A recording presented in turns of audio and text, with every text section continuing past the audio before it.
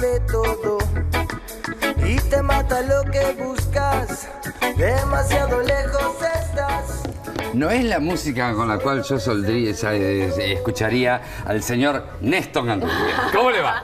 Muy Porque bien, es una cosa así con esos relatos y esos cuentos y esas cosas. ¿Cómo estás? Bienvenido. Realmente, muy Místico, bien. hombre místico. Hombre místico, Sí, lo hombre sabe. místico y hombre que, viste que contar historias tiene un jeito, ¿no? ¿Cómo? Y acá sabe. ¿Cómo? El señor sabe contar historias. Las cuenta que quedas así. Necesitale más, por favor, más, ¿no? No solo sabe, sino... No lo dejamos hablar todavía. No, todavía no. No solo sabe, sino que gracias a Dios escribe también mucho, porque el relato verbal, la transmisión verbal se va perdiendo si no uno no la registra. Y él lo ha hecho. Exacto. Buenos días, gracias por venir. Buen Ahora día, sí. un gustazo Después de que enorme. te pasamos la mano por el lomo, ahora sos una Sí. porquería. Me sentía como el debate de ayer, ¿viste? Claro, Uno claro, y me otro. anda No, pero de verdad que el valor que tiene todo ese conocimiento, ese bagaje que has agarrado recorriendo y escuchando, es brutal. Son muchos años de trabajo muy bien invertidos, la verdad que estoy muy satisfecho y orgulloso, pero más que nada el haber aprendido a comprender las tradiciones culturales de los pueblos, digamos, ¿no? Exacto. Le El hablan haber bien, además. aprendido a darle sentido de actualidad, porque para mucha gente estos relatos de la tradición oral no son mucho más que folclore, relatos más o menos pintorescos, en algunos casos místicos. Recién cuando me decía hombre místico, yo decía, uy, prefiero que no, porque la gente me va a seguir llamando por teléfono porque le saque el fantasma que tiene en la casa. ¡Ay, Claro. mi vida! Sí, eso hace años que tengo que decirle a la gente que ¿Te yo no tengo la llaman? menor idea cómo se hace eso. ¿En serio? Sí. ¿Acá? Claro, exactamente, pero hace muchos años ya de eso. En otros casos piensan No, yo le que pediría soy para una- ir a conocerlo, el fantasma. No sé, que echarlo no tengo la más Ah, sí, pálida sí, idea. claro, eso es lo que contesto. Ah, sí, justamente. claro. Déjame ir. Exactamente. Yo puedo ir a En otros contarle una casos se historia o lo que imaginan que sea. soy una especie de chamán indígena. Una cosa, y no, soy un sencillo investigador de tradiciones culturales. Y te centraste en lo que se transmite de forma oral. Sí, Ese sí, fue en efecto. capaz la diferencia de los investigadores que están... Porque me interesan las culturas y los sectores que usualmente no escriben, que no entran en ese inmenso mercado de las ideas, digamos, que circulan por el mundo en las librerías y que No se vende. Y aparte algo que decía en la información muy interesante es que muchas veces lo que dice lo que la historia prefiere barrer bajo la alfombra es lo que queda en los cuentos, en los relatos, Efectivamente, en la parte yo oral, creo y eso que- es lo que... Yo creo que necesitamos recomponer el relato de nosotros mismos, apuntándole al futuro, porque la historia no es una cuestión de pasado. Atenta, esa es más acorde, más pero no extraña. pero está. Creo que necesitamos recomponer el relato de la historia apuntándole al futuro, porque la historia no es una cuestión de pasado, la historia siempre es una cuestión de futuro. El modo en que nos relatemos a nosotros mismos y a nuestro propio pasado nos sitúa como parte de una continuidad histórica. Y además, sacando de toda la joda y el humor que le podemos poner a los temas, también es muy recurrente esas historias que son inexplicables, Es cierto, es que la cierto. gente como no las puede explicar. Sucede que son historias que transgreden la racionalidad dominante, que es ¿Viste? otra cosa diferente. ¿Ves que traduce? Es lo que yo te digo, es lo que yo te digo. Eso es lo que Son quería historias decir. transgresoras en ese sentido. Me han preguntado millones de veces, por ejemplo, si yo creo que son verdad las historias que me cuentan. Hay que Y creer. yo digo que 100%, no tengo ninguna clase de duda. Lo que pasa es que hay más de un tipo de verdad. Y probablemente la verdad que nos estamos imaginando, bueno, no es la que la historia nos está... Es muy difícil hablar de estas cosas sin poner un ejemplo. Ponga. Me encantaría que pongas un Dale. ejemplo. Yo quiero Ponga. escuchar historias acá. Ponga, así. ponga. Dale, buenísimo. Hace algunos años conversaba con la pionada de una estancia, no muy lejos de Guichón, en el departamento de Paysandú, unos 20 kilómetros más o menos. Hasta que uno de los muchachos me dice, venga Gandulia, vamos, súbase al Sulky que yo lo voy a llevar hasta un lugar donde sale luz mala. Ah, la La flauta. famosa La luz famosa mala. luz mala. Bueno, vamos. Y allá arrancamos el trote largo, conversando con el hombre lindísimo, hasta que de pronto paran en una lomita, sin bajarse el sulky, y me dice, mire, ¿ves lo que hay allá abajo? Y yo miro, y lo que veo es un pedazo de rancho, ni tapera, era un cimiento, un pedazo de pared.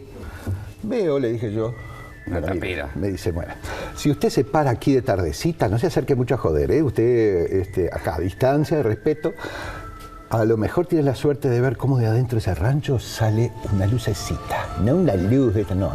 Una lucecita, así tipo una velita, un farolito, así queda vuelta alrededor del rancho toda la noche, despacito, así, hasta que sale el primer rayo del sol y ahí está, desaparece. Y yo le dije, ¿y de quién sería ese rancho? Ah, me dice, va a tener que ir al pueblo a averiguar, porque acá le dicen el rancho La Melchora, pero vio que acá no sabemos nada, nunca fuimos ni a la escuela. Por supuesto que me fui para el pueblo a averiguar quién era la Melchora, y resultó ser ni más ni menos que Melchora Cuenca. Yo no les culpo si el nombre no les dice mucho, sí, pero debería. Melchora Cuenca fue por lejos la mujer más importante en la historia de don José Artigas. Claro. India, guaraní, lancera de primera línea en el Ejército de la Independencia. Sí. Se conocieron en el Ayuí, ni más ni menos. Se casaron 2 años después en el campamento de purificación. Tuvieron 2 hijos juntos. Y cuando Artigas se fue al Paraguay, doña Melchora decidió quedarse. Le ofrecieron, el primer gobierno de la República le ofreció una pensioncita, una heroína de la patria, una vergüenza que se muera de hambre, ¿no? Ella gentilmente dijo que muchas gracias, que la podían guardar donde quisieran, y vivió el resto de su vida vendiendo en las calles del pueblo la ropita que ella misma hacía con su mano. A mí me parece hermosísimo que su lucecita siga dando vueltas despacito allí, porque ella tenía problemas muy serios para entrar en nuestro relato de la historia. Era, para empezar, era pobre, era india y encima era mujer. Y guerrillera. Exacto. Entonces, ¿cuántos próceres mujeres conoces vos? Ninguno, no. Entonces necesitamos Melchora. Necesitamos recomponer el relato de la historia por eso.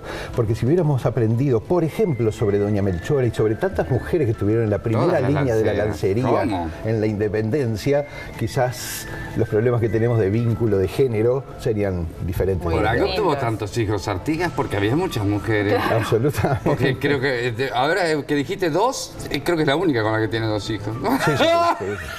Sí. Que yo sepa, por lo menos. Es que por eso, cuando dijiste 2 hijos, dije, mirá. Claro. Porque había muchas, obviamente. No se puede hacer la patria sin. Claro que sí. Entonces, destapar estas historias, muchas veces, vos decís, es una historia de luz mala. Inocente, que no tiene nada que ver, tenés que aprender a tirar de la piolita para darte cuenta de que la verdadera historia está detrás. Pero vos te das cuenta que en otros lugares, de repente, ese rancho no estaría así. Completamente, habría excursiones mandando gente. ¿Verdad? Eso es un poco lo que estamos intentando hacer. Si no existiese una exposición, la inventan igual, no importa. Eso es lo que estamos intentando, ¿sabes?, hacer justamente ahora, en este proyecto, un proyecto completamente autónomo, que no tiene apoyos de ninguna naturaleza, se llama Montevideo Secreto, y en el que procuramos devolverle el contenido a los sitios de la ciudad y del país. Es verdad. A través de paseos a pie, a través de los fogones urbanos, como los que vamos a hacer en el Castillo Pitamilio y en la Farmacia Solís en noviembre. Cátedras libres, que son cursos más de formación para docentes. También tenés que hacer fogones en la calle. Me encanta. Claro que hacemos fogones en la calle. Se llaman conversaciones a cielo abierto. Y los hacemos en verano en lugares increíbles sobre temas como, qué sé yo, el tiempo, la naturaleza, la mujer, Hace poco a mí me gustan las historias de brujas, por ejemplo. ¿Te gustan las historias de brujas? Hoy tenemos para conversar un ratito, ¿no? que 7 años al tema. Hace poco conocí la historia de la casona que tiene un águila. Ajá. Que se cayó. Flor de Maroñas. Y no se cayó. Claro. Y hablé con vecinos. Mirá, no me digas. Sí, porque yo soy chuma igual. Claro, ya veo. Y al día de hoy siguen sintiendo ruidos. Sin duda, claro. Sin duda. Y eso va a seguir siendo así. Claro, que esos ruidos... ¿En qué barrio es? Me dijiste. Flor de Maroñas. Flor de Maroñas. Es una casa realmente alucinante para la configuración del barrio. Es un barrio de casas bajitas, blancas, obreras, etc. Y de repente parece traída de un estudio de Hollywood. Es una cosa rarísima esa casa. Y eso es porque esa casa le precede a todo el barrio. Es una casa de campo. Quedó rodeada. Claro. Que tiene mucha historia, ¿no? La que tiene más historia dentro. Vaya, sí, tiene historia. Un poco lo que le pasó a la Blanes también. Décadas. ¿Cómo? Donde está el Museo Blanes. Por ejemplo, ¿no? ¿ya? La casa de Clarita García de Zúñiga. De campo. Claro, efectivamente. Era de balneario. Ella cuando se va a vivir ahí, como si ahora dijera, me voy a vivir al centro de en los paseos que hacemos del Prado, Y el énfasis está claramente en eso. Yo estuve años, en realidad, dedicándome a recoger historias en el Prado, porque me enseñaron muchísimo. La historia de Clarita García de Zúñiga, que es muy ampliamente conocida, al Altillo, claro, alguna vez sí, pidiendo permiso, si no, como corresponde. Y al sótano también, que es otro de esos lugares emblemáticos. Que ahora lo están reformando y tapando cosas que no habría que tapar. Si uno escucha con atención las historias mágicas que se cuentan en Prado, están todas ligadas por un hilo conductor común. Esto es increíble porque son historias recogidas en las más diversas, en los más diversos puntos del barrio, gente que no se conoce entre sí, y sin embargo la literatura oral de una comunidad siempre tiene una lógica que lo une. En el caso de las historias del Prado, todas las historias parecen estar hablando de un fuerte conflicto de clase. Es como si todos los relatos, el de Clarita García de Zúñiga es un buen ejemplo, estuvieran diciendo, por el hecho de ser ricos o distinguidos o importantes, no necesariamente son más felices. Y esto es un aprendizaje que en realidad tiene que ver con la raíz misma de existencia del barrio del Prado. El barrio del Prado hasta mediados del siglo XIX eran chacras, eran quintas donde se plantaba, modestas familias rurales plantaban prácticamente todo lo que consumía la ciudad de Montevideo por entonces. Hasta 1860, en que empezó una serie de calamidades que duraron hasta entrado el siglo XX, que cambiaron todo. Las pestes, fiebre tifoidea, tisis, fiebre amarilla, cólera. Cada una de esas se llevaba la tercera parte de la población. ¿No puedes venir todos los días. veces por semana? Ay, antes de irnos, tenemos que hablar sobre historias bajo la historia y nos vamos, porque si no, vino a promocionar rico, esto y nada. El conocimiento que tiene este hombre es impresionante. Pero bueno, para todos los ignorantes como nosotros, tenemos algunas pocas oportunidades.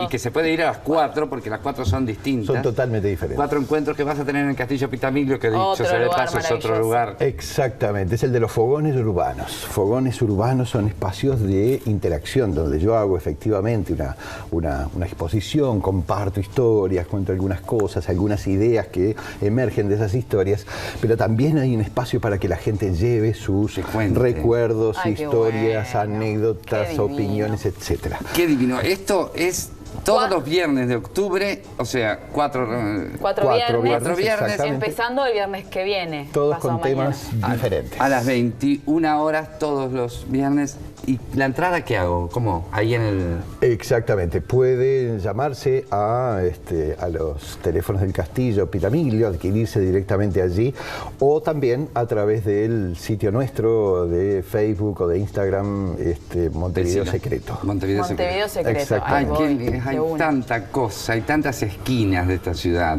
Buenísimo. Con historias y relatos que son El primer encuentro va a ser sobre la memoria. Exacto. Hay una memoria popular. En tiempos electorales la gente suele decir, no, los pueblos no tienen memoria. Mentira, sí tienen.